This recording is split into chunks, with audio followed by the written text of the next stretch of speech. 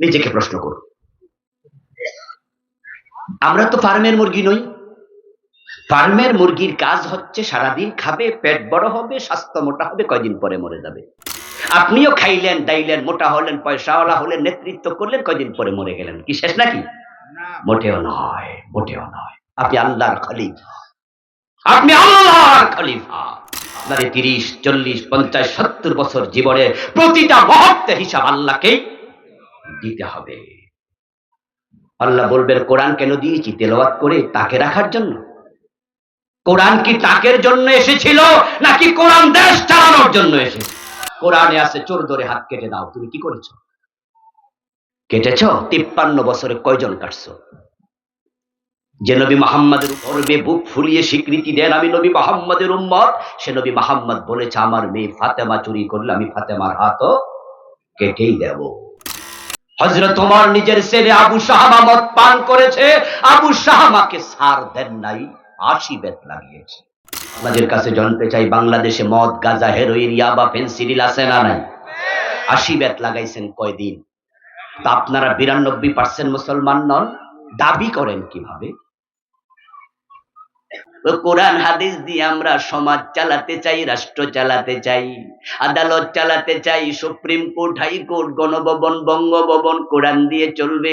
নবী মুহাম্মদ 10 বছর মদিনা কোরআন দিয়ে চালাইছে। ফারুক আজম ওমর 10 বছর অর্ধ পৃথিবী কোরআন দিয়ে চালাইছে।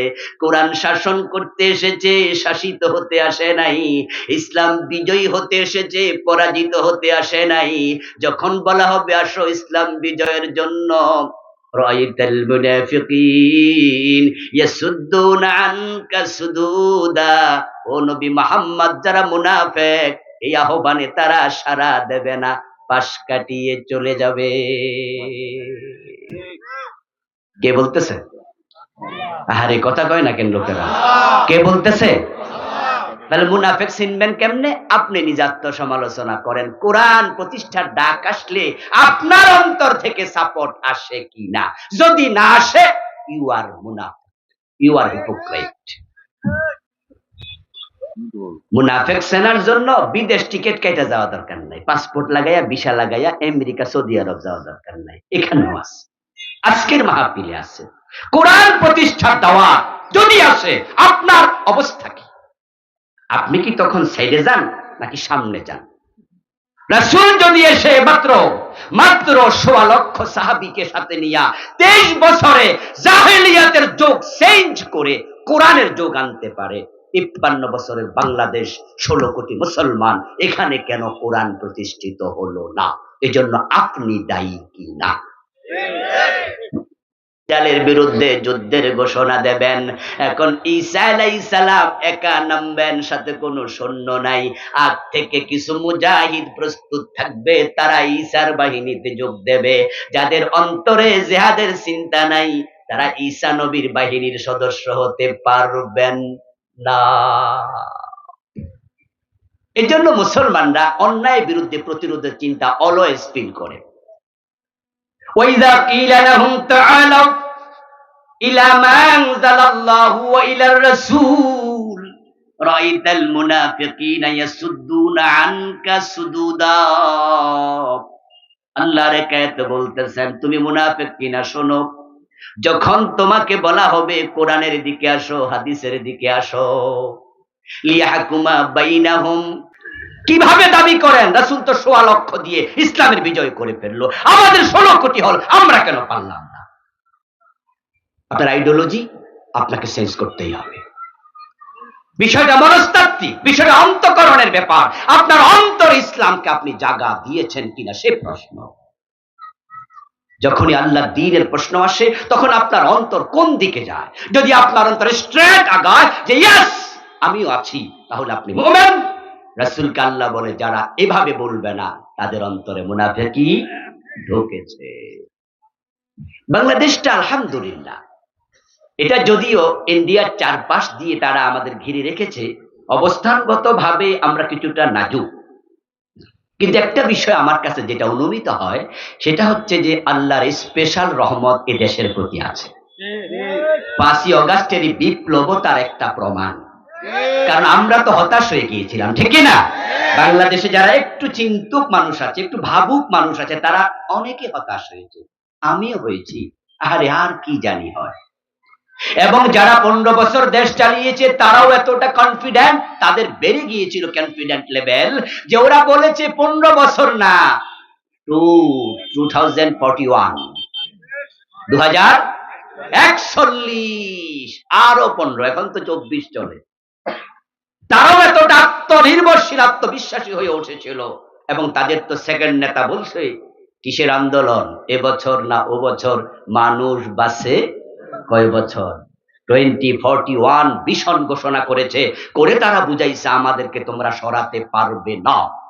এবং ছাত্রদের আন্দোলন যখন শুরু হয় তখন তিনি বলেছিলেন যে তাদেরকে দমন করার জন্য আমাদের অমক যথেষ্ট, বলে নাই? কিসের সংস্কার, কিসের কোটা সংস্কার, রাজাকারের নাতিপুতি সর বেটা, কিসের সংস্কার? কথার মাঝে বোঝা গেছে তাদের এমন শক্তি কেউ সরাতে পারবে না। কিন্তু আমরা দেখেছি সবকিছু একবারে বালির বাদের মতো, ফানুসের মতো উড়ে গিয়েছে। এমন ভাবে উড়ে গেল যে রান্না করা খাবার খেয়ে পালানোর সময় মিলে নাই।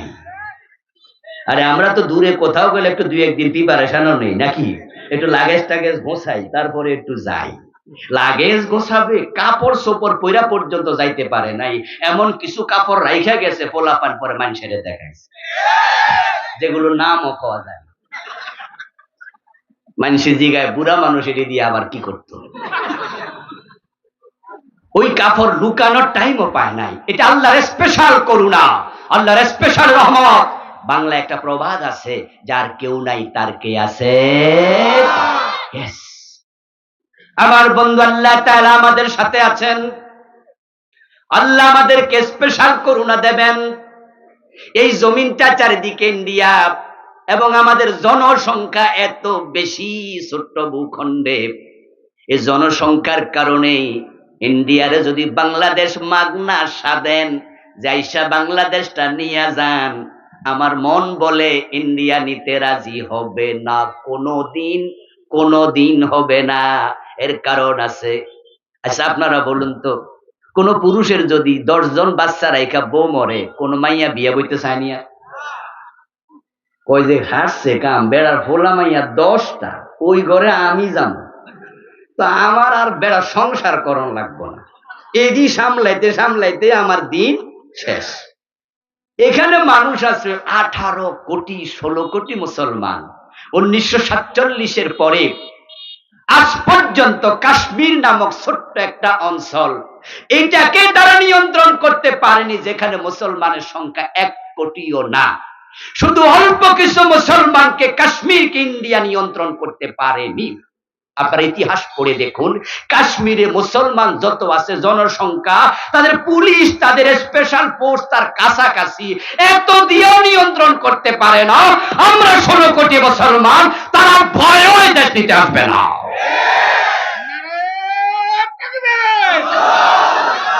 আমার প্রিয় ভাই, দেশটা আল্লাহ আমাদেরকে দিয়েছেন, এটা আমাদেরই থাকবে, বলেন ইনশাআল্লাহ। এখন কি করা দরকার? এখন আমাদের একটু আইডিওলজিক্যালি চেঞ্জ দরকার। সেটা হচ্ছে 53 বছর ক্ষমতায় কিন্তু ঘুরে ফিরে মুসলমানরাই, আলহামদুলিল্লাহ, বিএনপি ছিল, জামাত, আওয়ামী লীগ ছিল, জাতীয় পার্টি ছিল, যেই ছিল প্রধানমন্ত্রী মুসলিম, এখানকার প্রেসিডেন্ট মুসলিম, কোন হিন্দু প্রধানমন্ত্রী হয়নি, হওয়ার সম্ভাবনাও নাই। কোন ইহুদি, বৌদ্ধ, খ্রিস্টান হয়নি, হওয়ার সম্ভাবনাও নাই। আলহামদুলিল্লাহ, ঘুরে ফিরে যেহেতু ক্ষমতাটা আমাদের হাতে আছে, মুসলমানের হাতেই থাকবে। আগামীবার যারা আসবে তারা মুসলিম হবে, ঠিক না? তখন আমরা যদি একটা জায়গায় আসতে পারি, ডক্টর কামালের লেখায় সংবিধান পূর্ণতা দিতে পারেনি, শান্তি দিতে পারেনি, সমৃদ্ধি দিতে পারেনি, বরং ওই জায়গাতে যদি কোরআনটাকে ঢুকিয়ে দিতে পারি আমরা,